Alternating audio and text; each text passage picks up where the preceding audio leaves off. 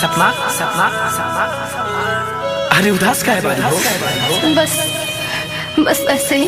हरी हरी हरी ये काट के कहा धनंजय, अब तू हमके भुला जा, काहे कि हमर शादी कहीं और होता। अरे तू पागल तलाव गलू हम कहाँ से बता ये सच है। अरे हमरा जिंदगी के का होई रे पगली हो काले चल जाईबू तू बदल जाईबू अपन हाथे पिया के मेहदी बन जाईबू। अरे जा काले चल जाईबू तू बदल जाईबू अपन हाथे पिया के मेहदी बन जाईबू। दिल धड़ा के कोइल फरक तोहरा बोलिया में कल तर जाइबे हम तम जाई सोना ले ले कोई हला से हमर डोलिया में ऐसे मत बोला ना। जाइबे हम तम जाई सोना ले ले कोई हला हमर डोलिया में।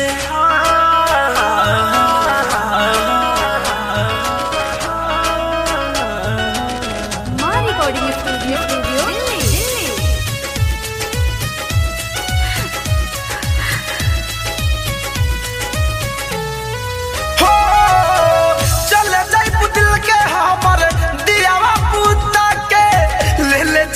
पियावा के बगले में सुता के अरे जा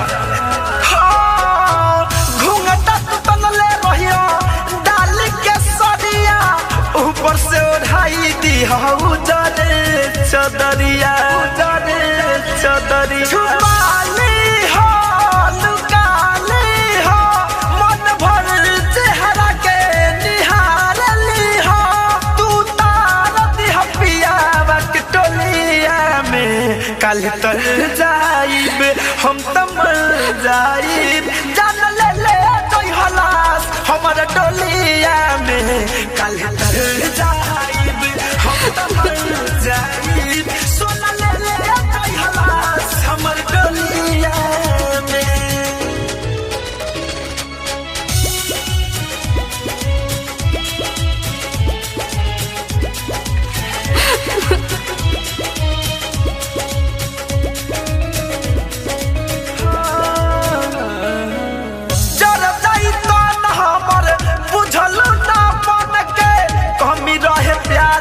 का धनंजय धर कन के